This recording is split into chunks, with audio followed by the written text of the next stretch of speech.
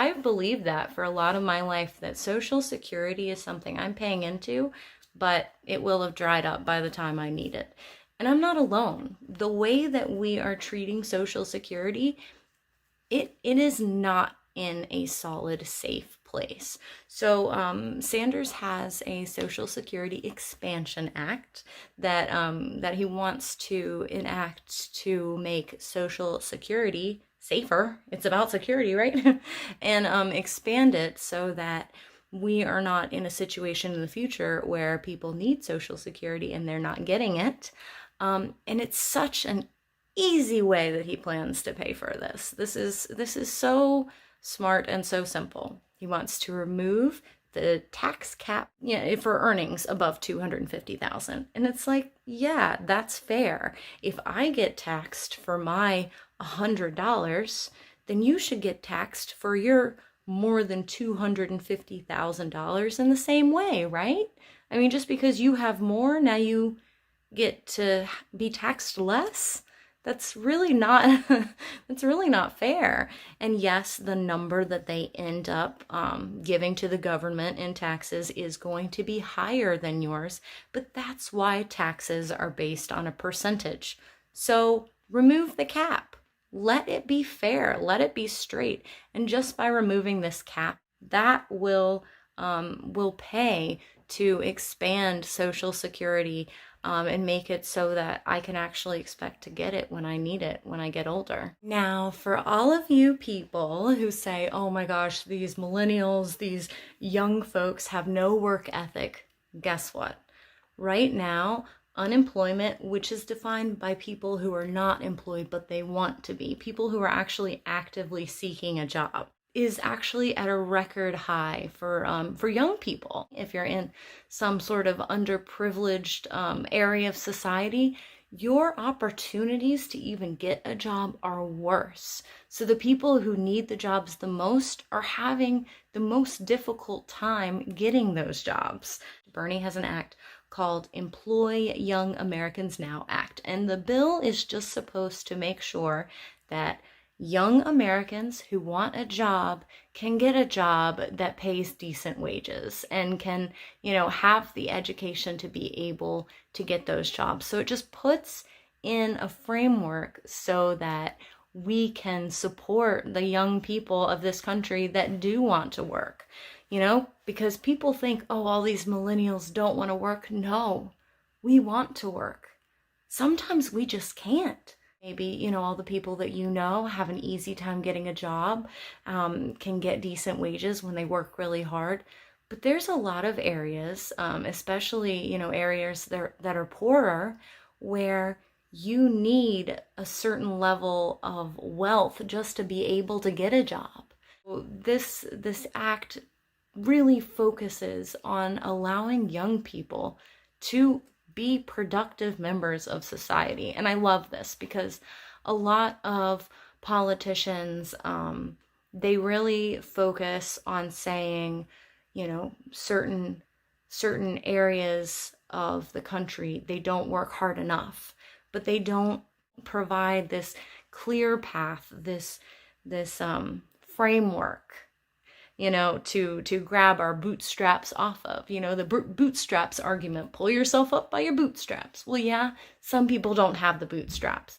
I also wanted to address another way that Senator Sanders, president-elect, hopefully, would raise money to help pay for all of the different support systems that need to be there to allow this next generation to step into the workforce, and that's to eliminate an interest carried loophole. It's just a tax trick that allows you to pay less. I don't hear a lot of politicians talking about the issues that we have with family leave and medical leave. And that is a very real issue that I think affects many, many, many Americans every single year. Well, really every day. Just within the circle of people that I know an incredible woman who would work 12-hour days when she was just about to give birth. I know of a person who actually went back to work a day or two after having a child, and this is a woman. It is such an incredible burden to have a child and try to stay in the workforce. It causes all sorts of problems at work. You know, how are you going to feed the child? Can you even afford childcare? All these different moving parts can make it so that it is impossible to even keep your job because you have to have that time off. So having 12 weeks of paid family or medical leave, that lets you keep your job. It allows you to have a child without going bankrupt, because if you don't know someone living paycheck to paycheck, then you should probably get out more. And, you know, you might not even know who those people are because it is so, so common. But for many, many, many, many people, having to lose their income for 12 weeks means they're done. Means they can't even pay for their rent. So in order to do this, we would need a 0.2% increase in payroll tax. It is a very small increase in payroll tax, but to allow a worker to actually have a life, it makes for a more productive workforce. I think I heard about a country, I'm not going to say any specifics, but today I heard that there was a European country whose economy is doing amazing that cut their work week down to like 30 hours, maybe less. I don't know. I don't want to get too specific in case I'm wrong, but I do know that on average, the average American's quality of life is much lower than our European counterparts, partially because we don't have any time to take care of our families. If we get sick or if we get hurt, we lose our jobs. Or just as bad, losing our pay makes it so that during these times when we are in crisis or growing a new family, which I guess can sometimes feel like crisis, we need that money more than ever. So just having those 12 weeks is going to be a huge benefit to the individual company's productivity, because then you have workers who are, you know, they're just more taken care of. They're doing better mentally. Their families are doing better. They can really focus on their work. And I think it's important to have vacation days too.